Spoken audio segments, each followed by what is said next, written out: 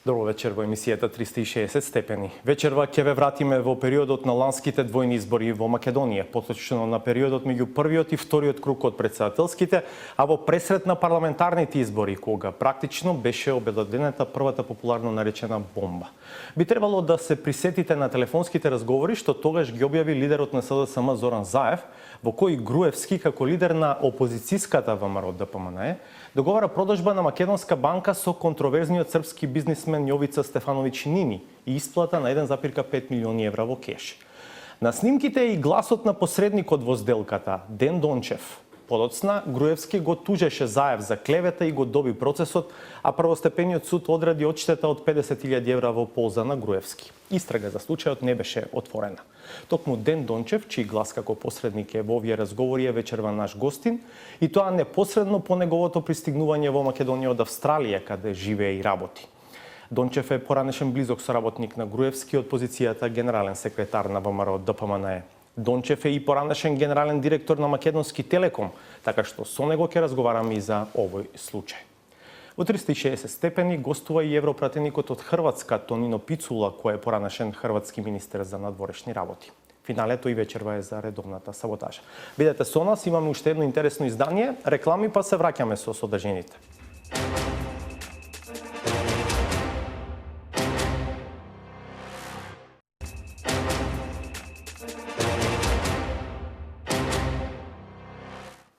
Вие сте со емисијата 360 степени. Случајот со продажбата на Македонска банка од крајот на 2003 и почетокот на 2004 беше актуелен пред ланските парламентарни избори, откако лидерот на СДСМ Зоран Заев објави неколку телефонски разговори за тоа како Груевски договара продажба на банката, за што треба да добие 1,5 милиони евра во кеш. Сделката според снимките ја посредува Ден Дончев, тогашен генерален секретар на ВМРО ДПМНЕ. Александар Димитриевски.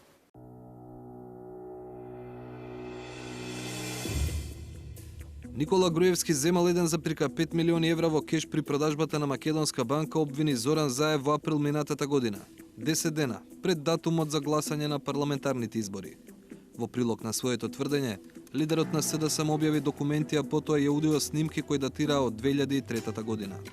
Во нив тврдеше опозицијата се слуша како Никола Груевски и Ден Дончев од една и Јовица Стефановиќ Нини од друга страна ја договараат продажбата на некогаш четвртата поголемина банка во Македонија. Во основа Заев објаснуваше дека разговорите се доказ дека Груевски и Нини договориле цена од 2,4 милиони евра за банката. Од нив 900.000 евра требало да бидат префрлени легално, а останатите 1,5 милиони евра на црно во кеш. ВМРО ДПМНЕ и премиерот се бранеа дека такво нешто не се случило и дека телефонските разговори меѓу Груевски, Нини и Дончев се монтирани. Неколку дена по објавувањето на приказната, СДСМ поднесе и кривична пријава против Груевски. Го сомничаа за делата против законско посредување, примање подкуп и затајување данок. Истиот ден, Груевски поднесе тужба против Заев за клевета и навреда.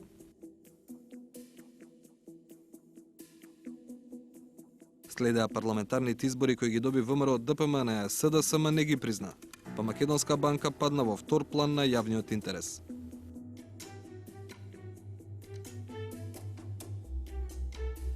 Така беше до 27 јуни, кога обвинителството одлучи да отфрли пријавата на СДСМ против Груевски. Причините од кај Марко Зврлевски објаснија дека се повеќе. Меѓу другото дека делото после 10 години застарело, а и телефонските разговори не биле снимени легално за да бидат доказ. Само неколку дена подоцна пак почна рочиштето за случајот во кој Груевски го тужи Заев за клевета. И таму падна одлука дека разговорите не можат да бидат доказ. Лидерот на СДСМ побара актерите во разговорот, Ден Дончев и газда Нини да бидат сведоци, но судот одби Дончев да биде сведок, а Нини подоцна го прифати. На почетокот на септември, сведокот на Заев газда Нини практично сведочеше во корист на Груевски. Така премиерот побара, а судиката досуди Заев да плати 50.000 евра за предизвикана душевна болка. Парите на Заев патем се уште не се легнати на сметката на Груевски, бидејќи предметот од тогаш е пред апелација. Александар Димитриевски, 360 степени. Рековме, еден од актерите во овие случувања, Ден Дончев, е вечерва наш гостин. Добро вечер, добре дојдовте. Благодарам, добро вечер. Дали снимките кои што имавме шанса да ги слушаме лани пред парламентарните избори, тоа е практично меѓу првиот и вториот круг претседателски избори, се автентични, господин Дончев? Па снимките би рекол не се од странски служби како прво и мене лично ми звучат како да се немонтирани, нелепени и некреирани. Ваше гласот на снимките? Но па видите, тоа прашање, официјалниот одговор на тоа прашање требаше да биде утврдено од судот. Но за жал судот не само што не утврди дали се автентични снимките или не, туку воопшто не дозволи снимката која беше предмет на тужбата за клевета да биде предмет на самиот судски случај и на крај се утврди дека постои клевета врз нешто што не беше дозволено како предмет во судскиот случај. Во неколку ваши јавни настапи потоа велите не ми е јасно каде судот успеа да види клевета и не знам на што се темели клеветата. Па токму тоа. Значи, јас генерално би кажал дека содржината на тие снимки се совпаѓа со мојата реколекција за настаните од тој период и начинот на кој беше продадена Македонска банка. Се од тие снимки се совпаѓа со тоа што вие го паметите и го имате како документација. Па продажбата се случи пред 12 на години, 13 години, меѓутоа генерално сметам дека е во согласно со самата продажба и начинот на кој се случи. Да, едно од вашите разочарувања во смисла на овој случај е тоа што тој заврши само со цивилен случај, граѓански спор помеѓу Груевски и Заев, како приватни лица. Груевски го тужеше Заев за клевета. СДСМ поднесе кривична пријава до обвинителството, но еве чувме и во прилогот обвинителството на Зврлевски. Прво рече дека снимките не биле легално прибавени и второ дека дури да било така, за тој тип на дела застарувале и така натаму. Така што најде оправдување зошто не треба да отвори истрага. Во вашите јавни настапи по обелодувањето на овој случај исто така велите дека ако нешто има спорно во продажбата на Македонска банка, тоа е можната даночна евазија, односно прикривањето данок. Но господин Дончев, ќе се согласите, тоа не е бенигно кривично дело. Тоа е сериозно кривично дело. Во секој случај, меѓутоа не е тоа моје да утврдам дали имало кривично дело или не. Меѓутоа тоа што генерално ќе го кажам е следното. Самата продажба на Македонска банка од страна на сопствениците, односно акционерите, беше сосема легална, бидејќи тие акционери беа легално признаени од Народна банка како сопственици. Тоа беа офшор компанија. Без обзир, меѓутоа самата акционерска структура беа легално признаени од Народна банка. Вториот момент, начинот на кој овие акционери, фирми акционери, дошле до сопственоста, односно контролниот пакет на акции во Македонска банка, е сосема друго прашање и можеби бара посебна истрага, но не е предмет на овој случај. А јас да прашам нешто кога сме веќе тука. Вие имате некакви инсайдерски информации за тоа како Груевски индиректно или директно ја остварува контролата врз овие офшор компании кои што го имаат контролниот пакет во Македонска банка? Тоа е прашање кое треба да го доставите до Никола Груевски, меѓутоа сметам дека Никола Груевски во секој случај имаше индиректна контрола врз овие акционери. Да, тоа го откриваат снимките, несомнено.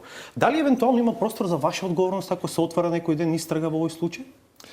Значи, да продолжам со тоа што започнавме. Значи, единствен спорен момент со продажбата на Македонска банка е компонентата, односно елементот кој требаше да биде исплатено во готово овие фамозни 1,5 милиона евра.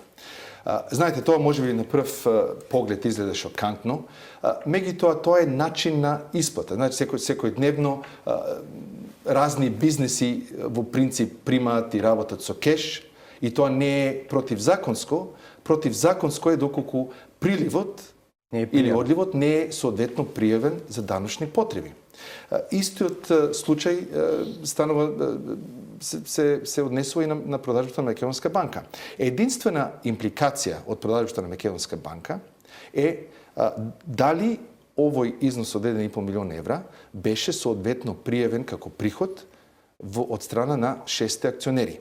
Бидејќи доколку беше пријавен како приход, тогаш продажната вредност на тие акции ќе беше отприлика околу 1,5 милион евра поголема од набавната вредност, што значи се остварува данок, односно добивка која добивка е предмет на доначување, што значи дека тие фирми би требало да платат околу 300.000 евра данок. И И за тоа е толку единствено веројатно, прашање. да. Значи, како што кажав, немаше ништо спорно со самата продажба, па дури и со начинот на самата продажба.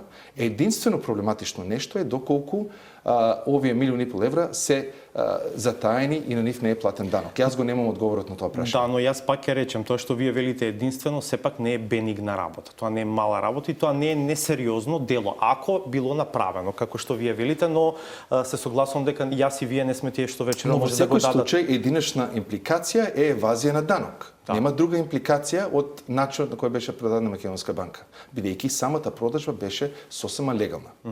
Сега, само заради информација на гледачите, дури и граѓанската парница Груевски Заев е на апелација, се уште нема правосилна пресуда и околу клеветата. Случајот е пред апелација, ја обжалија адвокатите на Заев, така што се чека одлука и да се види дали ќе остане пресудата во полза на премиерот и досудената одштета од 50.000 евра. Реков дека вие сте и поранашен генерален директор на Македонски Телеком и тоа токму во периодот кога се договара продажба на контролен на мнозински пакет на државните акции на компанијата Матав или де факто на Deutsche Telekom.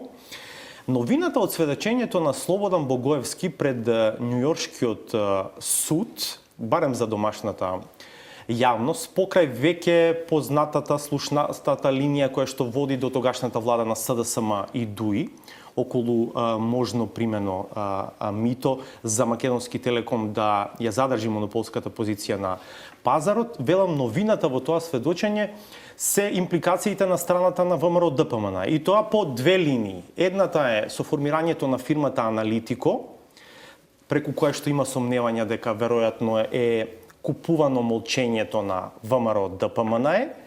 И другата линија е немањето волја да се расчисти случајот кој води до врвот на СДС и ДУИ во тоа време, во периодот кога ВМРО ДПМН е веќе на власт. Кои се вашите сознанија во врска со ова што Богоевски го сведочи? Прво, јас бев генерален директор до крајот на 2001 година, значи до самата продажба, додека настаните кои се опишани во сведочењето на Богоевски се случуваат некаде во 2004-2005 година. Лично немам сомнеш дека сведочењето на Слободан Богоевски е автентично, односно е веродостојно, бидејќи станува збор за судски случај потекнат од Њујоршката берза, најголемата берза во светот. И тие сигурно не би се држеле само на сведочењето на Богоевски, доколку немат и други веродостојни факти или показатели кои го потврдуваат самото сведочење на Богоевски, посебно во односот на исплатените суми за мито и корупција. За да стане јасно овој случај, мислам дека треба да се вратиме назад во 2001 година, при кога се договараше процесот на продажба. Знаете, дали е Груевски вклучен во процесот на продажба? Тој е министер за финансии во тој период. Па договорот за купопродажниот договор и договорот помеѓу акционерите, односно помеѓу Република Македонија и Матав, е потпишан токму од Никола Груевски, така што он Груевски е формално подписник. Не формално и суштински он го раководеше процесот на приватизација на Македонски телекомуникации и апсолутно е запознаен и беше запознаен со сите клучни прашања, можеби не со некои од по-ситните и по-малите секојдневни работи кои се случуваа во процесот, меѓутоа апсолутно беше во тек и беше консултиран и имаше последниот збор за клучните прашања. Најклучното прашање при самата продажба беше периодот на законски загарантираниот монопол. Кога прво се започна процесот, имавме различни размислувања дали да се продаде Телеком со 4, 5, 6, 7 години монопол. Првата идеја, првиот план беше да се продаде со 7 години монопол.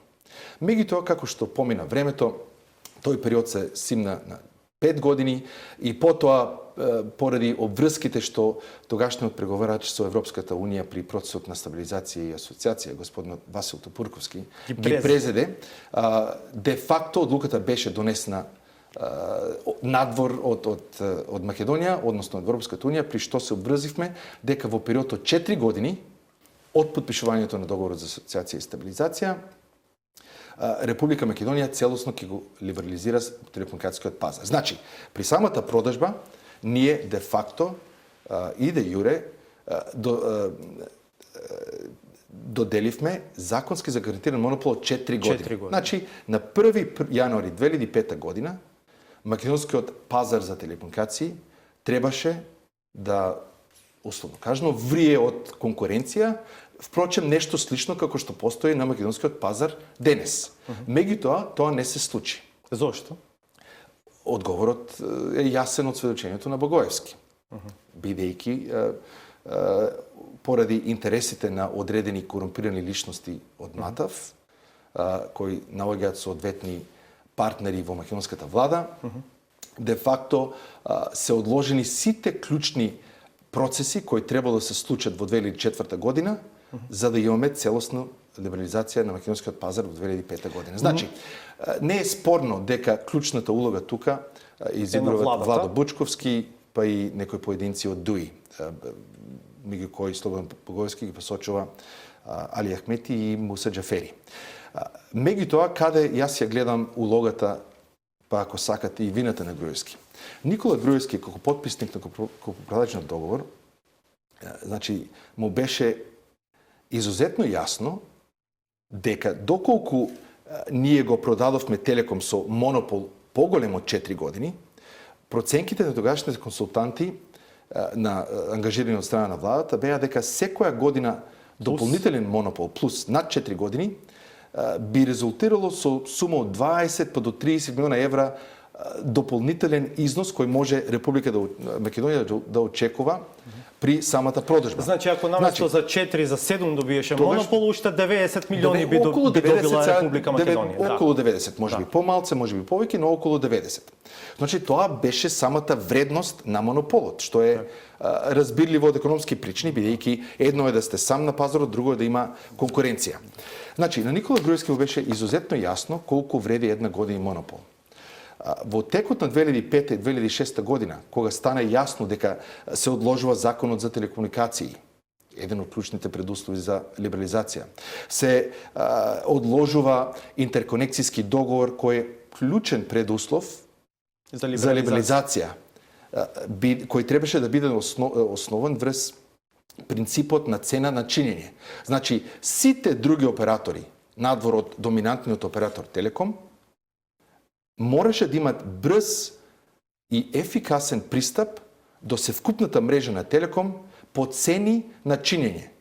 Бидејќи секоја цена над тоа, де факто е во прилог на македонски телекомуникации и оди во прилог на задржување на својата доминантна позиција на пазарот. Меѓутоа и тој договор за интерконекција беше одложен. И третиот клучен елемент за ефикасна либерализација беше спроведување на така нареченот преносливост на броеви. Значи, ако вие имате одреден телефонски број, дали мобилен, фиксен, морате, значи, на брз и ефикасен начин да имате можност од технички аспект да го пренесувате од еден па до било кој друг оператор. Истиот број. Значи, тие трие законски решенија требаше да бидат донесени уште во текот на 2004 година. И активни веќе во 2005. Но тоа не се случи. А опозицијата не беше нешто многу гласна. И јас не се сеќавам дека Никола Груевски или било кој од ВМРО ДПМН јасно и недвосмислено ја критикува политиката на тогашната влада на Владо Бучковски, зошто Република Македонија нема либерализиран пазар на телекомуникации, кој во крајна линија е на штета на граѓаните. Сега, од самото сведочење на Богоевски, произлегуваат два одговори во ова, кои го одговарат ова прашање. Првото е инволвираноста на Аналитико при одлуката да примат пари и спонзорство од македонски телекомуникации, што не значи дека не би сакал да имплицирам дека Груевски е бил во било каква можност да влијае врз одложувањето на монополот. Меѓутоа, во секој случај влегол во исти... Инаку да знаат гледачите, во Аналитико работи речиси целото раководство на ВМРО ДПМН во тој период. Добро, мислам дека Аналитико е веќе познато, општо познато за јавноста.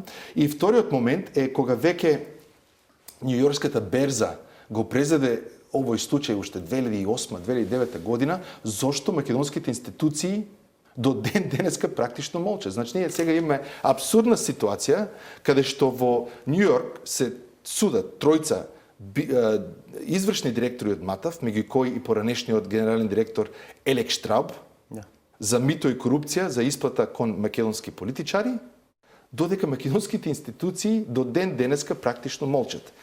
И во сведочењето на Слободан Богоевски се дава и тој одговор. Тука имаше еден процес, но тој на чуден начин запре, а сега по сведочењето на Богоевски е повторно наводно отворен, ќе видиме дали ќе постапува јавната обвинителство. Дека се доцни веќе со години. Фотографијата. Ви благодарам за сега. Ќе останете во студиото, ќе одиме на реклами во вториот дел малку повеќе за тоа дали гледате за себе улога во овој момент на македонската политичка сцена, бидејќи имате искуство и генерално околу тоа што се случува во Република Македонија во овој момент. Останете со нас.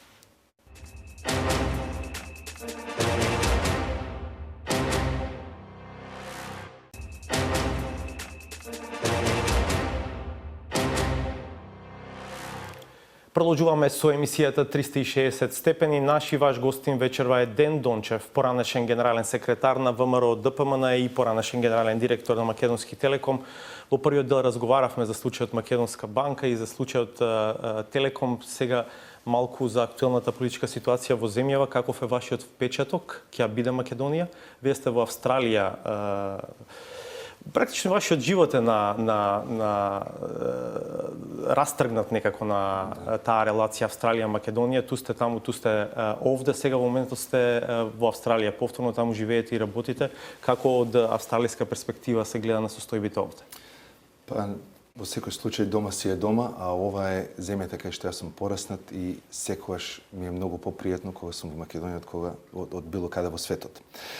Видите, Васко, јас како што кажете, живеам во земја каде што пред 3 месеци, 3-4 месеци, актуелниот, односно тогашниот премиер на Австралија, господинот Тони Абот, кој победи на последните избори, беше сменет од самата партија, односно од тоа што би дошло нешто како извршниот комитет на таа партија, од единствена причина, поради тоа што партијата сметеше дека премиерот ја води државата во погрешен правец. Ниту сгреши нешто, ниту имаше обвинување за криминал, корупција или било каква друга грешка, едноставно демократско несогласување во внатрешпартијските структури. Значи, ако тоа е врвот на една демократска земја, што би требало да кажеме за Македонија?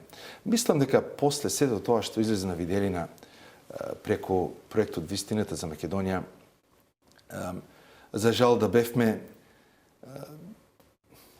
пола демократска држава, целата влада требаше си даде оставка.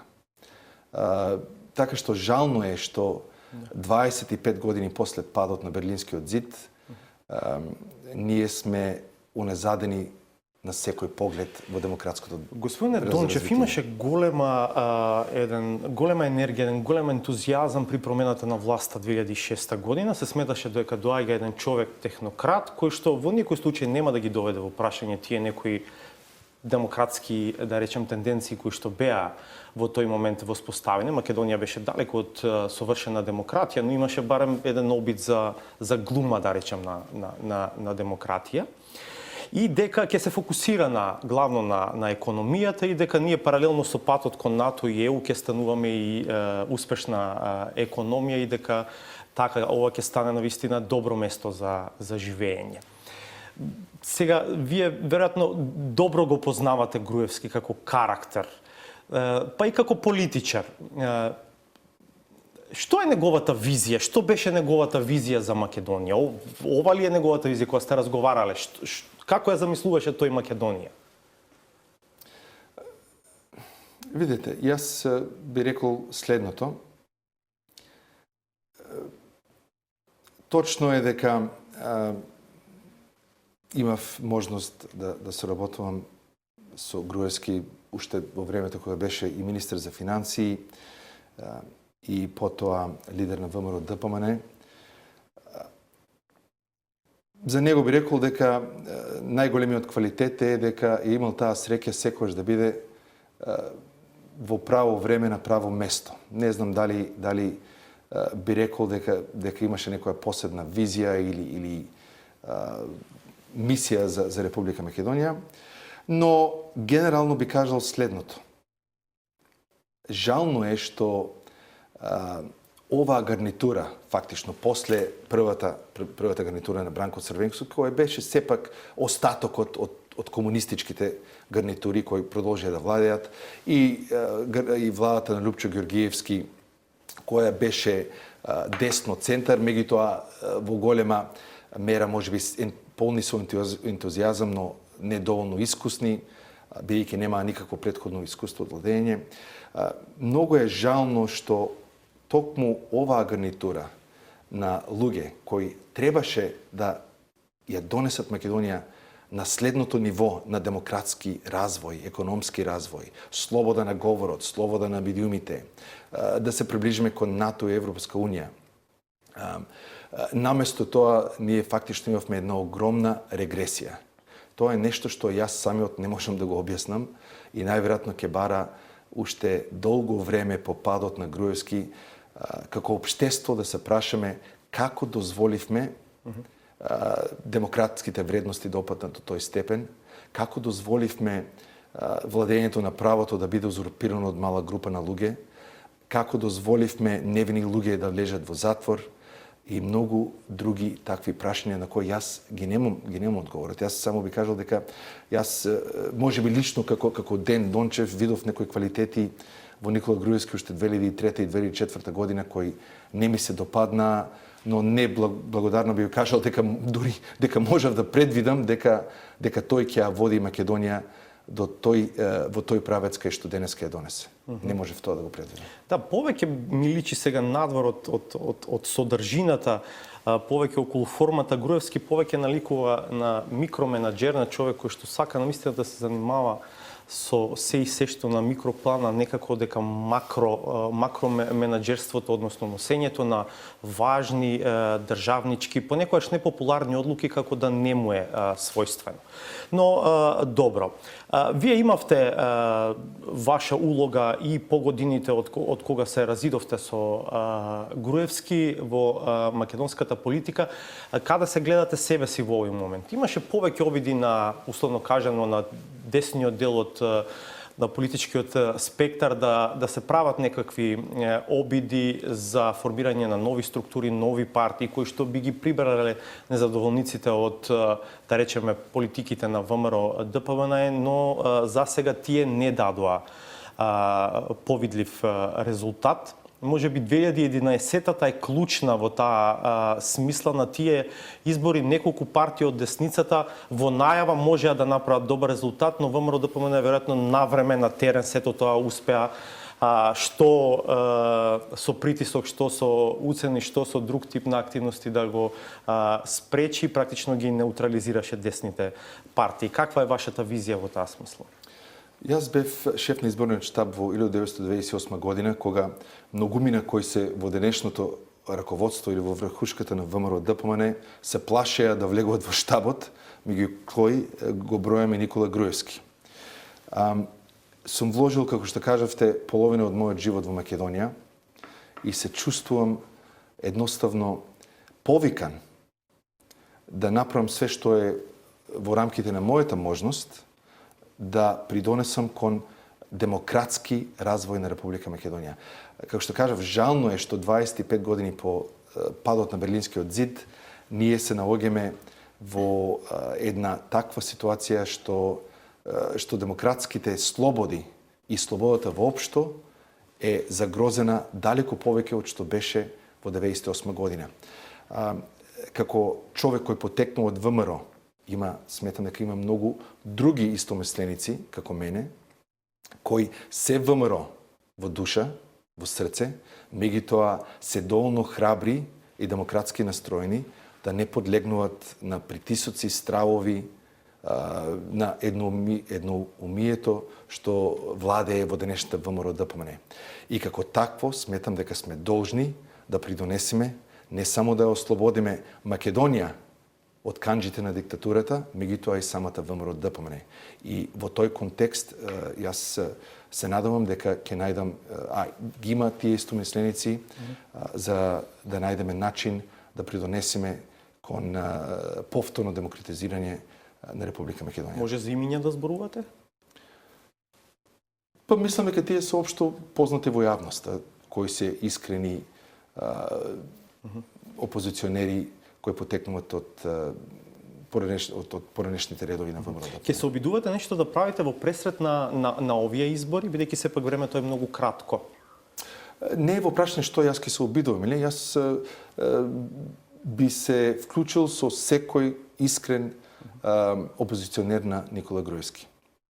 Јас би сакал со вас, бидејќи вие сте пред се човек од економијата, од бизнисот, би сакал со вас да разговарам и за бизнисот, но нашето време е ограничено. Можеби ќе имаме шанса повторно во блиско време да се сретнеме и да разговараме за тоа колку се успешни овие политики пред се на привлекување на странски инвестиции, политиките на наводно намалување на невработеноста со кои што секојдневно се фали власта, но времето е велам толку.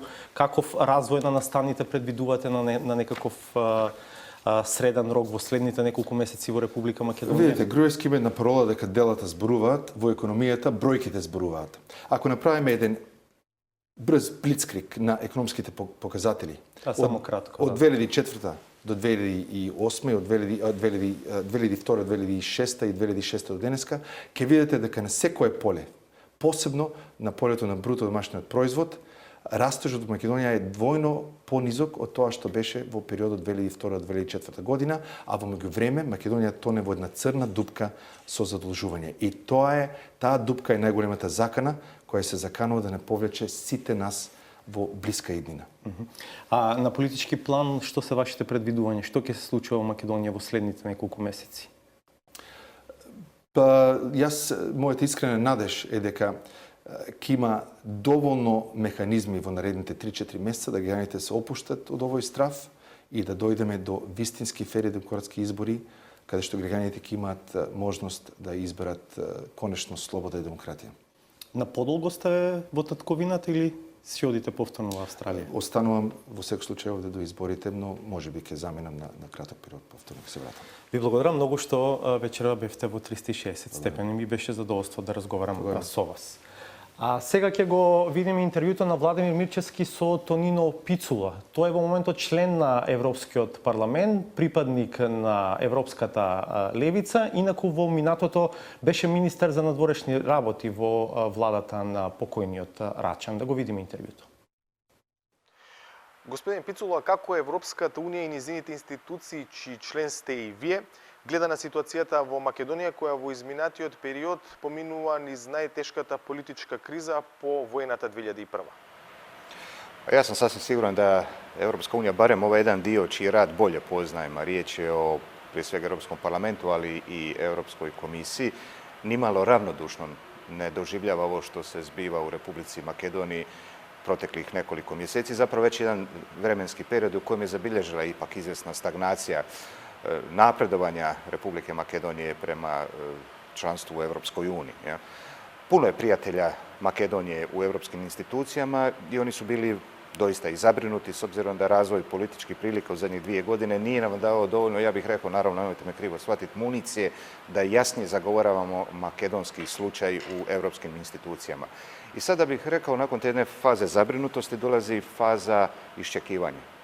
Naime, nakon što je postignut dogovor ove godine o izborima iduće godine, to je bilo u lipnju i srpnju, sada svi sa zanimanjem gledaju što će se dogoditi. Da li će se unutrašnje političke prilike u Makedoniji konsolidirati do tih izbora, kako bi sami izbori bili doista ocjenjivani kao možda ona jedna razdjelnica u kojom će se onda moći govoriti o nekakvom opet novom optimizmu i povećanom interesu europskih institucija za Makedoniju. Ovoga trenutka tu smo negdje na pola. Неодвојување на партијата од државата, масовно прислушување, недоволна одговорност, назадување во клучните демократски вредности, како што се, например, слободата на говорот и медиумите. Ова Брисел го вели за Македонија, земја која што веќе 10 години е кандидатка за членство. Што велите вие? Pa teško je negirati činjenice. Jasno, i u raspravi koju smo vodili ovdje u Sobranju u Skopju 2 dana, gdje su se suočili i pozicija i opozicija, ali gdje smo također i mi, zastupnici u Europskom parlamentu, imali što za reći, vidjelo se da doista Makedonija mora riješiti ozbiljne probleme u nekoliko sektora koji su zapravo preduvjeti da bi zemlja bila shvaćena doista kao ozbiljan kandidat, a sutra naravno i zemlja koja će svoje pregovarače poslati da se ispregovaraju 35 poglavlja potrebnih da se uđe u Europsku uniju. Prema tome, čini mi se da Europska unija, koliko god bila dobra i u tome to ne radi loše, posreduje između opozicije i pozicije, pokušava postići nekakav dogovor, ipak ne može sve sama napraviti. Sada, ovo što ste nabrojili je vrlo jasno rečeno u dokumentima, oficijalnim dokumentima Europske unije i riječ je prije svega da se oni sprovedu u Makedoniji. Naravno, pri svemu tome svoju odgovornost ima i opozicija, ali prije svega i na prvom mjestu odgovornost u tome ima vlast.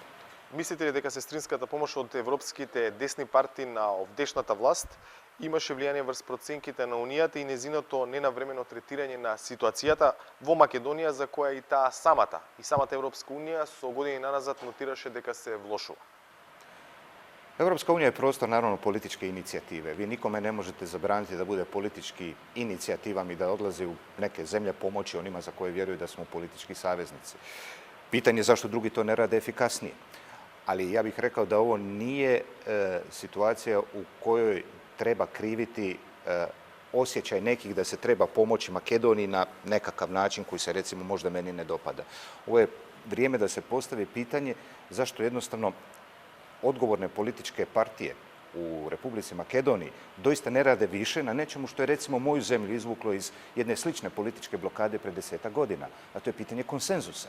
Jer kogol mi bili jedni protiv drugih po pitanju poreza ili po pitanju, ne znam, odnosa prema komunalijama, javnom novcu, medijima i tako dalje, što je naravno legitimno, ali kad je bila u pitanju evropska perspektiva Republike Hrvatske, tada se i moj SDP i HDZ, koji je naravno konkurent u političkom prostoru Hrvatske mojoj stranci, smo se dogovorili, napravili smo takozvani Savez za Europu, koji je usprkos svih našim ozbiljnim političkim razlikama funkcionirao i bio jedna, ja bih rekao, vrsta krovnog sporazuma koja nas je dovela do 1. srpnja 2013. Prema tome, podrške sa strane će uvijek biti, nekom se to neće sviđati, ali pravi posao se mora napraviti ovdje i mora se postići taj bazični konsenzus.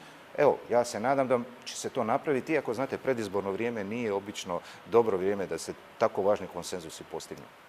Паѓа или падна ли Европската Унија на испитот на издржливост на собствените принципи низ призмата на бегалската криза? Еве еден пример. Словачкиот премиер реши договорот за распоредување на бегалците на територијата на Европа да го обжали пред суд. Potpuno ste u pravu. Ovo je možda najžalosnije izdanje Europske unije od njezinog osnutka sredinom 50. godina 20. stoljeća. Postavlja se naravno jedno temeljito pitanje. Što je danas Europska unija ukoliko ćemo odustati od elementarnih principa solidarnosti na kojima je zapravo cijelo zdanje, cijela struktura i rasla zadnjih 60 godina. Odnosi prema izbjeglicama doista su stres test ili lakmus papir onoga što Europska unija će biti u prvoj polovici 21. stoljeća. Pokazuje se jedna stvar kao potpuno izvjesna. Kada je sve u redu, kada je bonaca, što bi mi Dalmatinci rekli, tada institucije Europske unije funkcioniraju savršeno. To je jedan ozbiljan birokratski aparat koji je uspio formirati od 28 zemalja članica zajedničko tržište, slobodno kretanje, prosperitet za cijele generacije Europljana. Međutim, u izvanrednim situacijama puno toga dolazi u pitanje i što je najgore, konsenzus se teško nalazi. I da stvar bude još kompliciranija, ovoga trenutka u Europi imate barem dvije razine solidarnosti. Jedna je solidarnost koju traži između ostaloga Njemačka i zemlje koje su primile izbjeglice. 5 članica je primilo 75% svih izbjeglica. I Njemačka traži naravno da se taj teret malo raspodijeli.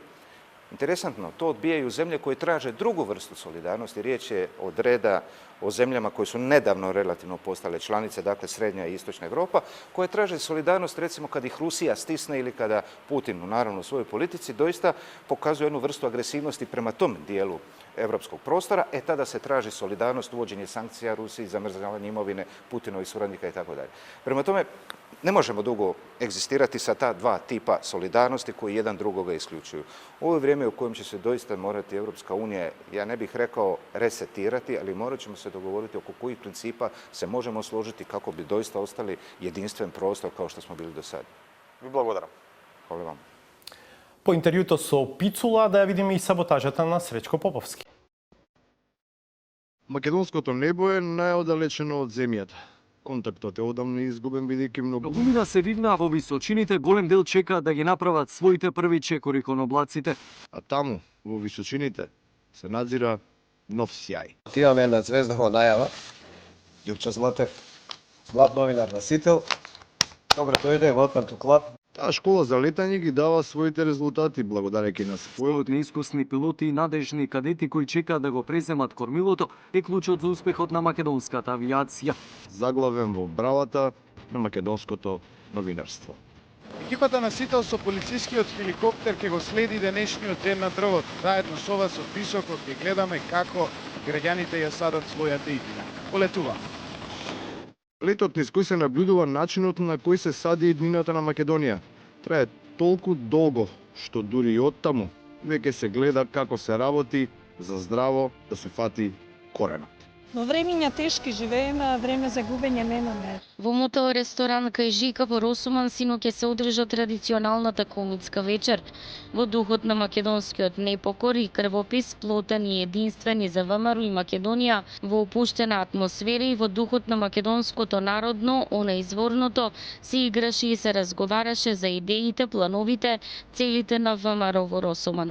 Овој типичен пример за професионално известување покажува дека и Иднината на оваа професија во Македонија лежи во амбициозните млади пилоти кои се на чекор од остварување на нивните соништа. Напумпани со адреналин, тие продолжуваат со својот лет, нормално, без контрола на состојбата на земјата. Во моментов се наоѓаме на Велес. Од овде од горе се гледа дека граѓаните се прилично активни во иницијативата за садија својата иднина. Сум присутна на сите акции. Очигледно е намален интересот. По моје мислење, јас мислам дека треба да се смисли некоја нова концепција на оваа акција за да продолжи и понатаму. И дури и психолошки, и кај нас вработените, и кај мене лично е спласнато. Секоја телевизија си има своја уредувачка политика и своја вист. Грижата за вистината е продукт на уредувачката политика, чие катапултирање во етерот се поттикнува во Центарот за обука на пилоти, кој е еден од најмодерните во европски рамки. низ јасна дијалошка форма. Вистината се става по прв план. Што ти реков фест од трените која се видов? Ти ми рече ич да не ти гајле.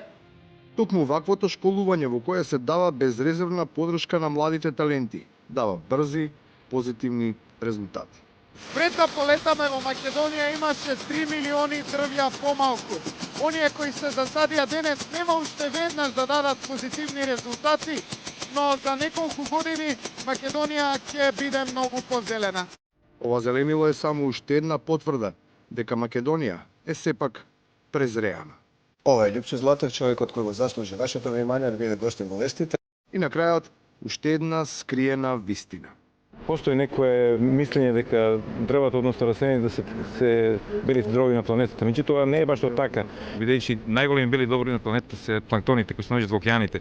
Планктоните, кои се животно важни за светските бели дробови, не виреат во македонскиот океан облаги. Завршуваме за вечерва, гледајте ни в понеделник од 22:30. Пријатно.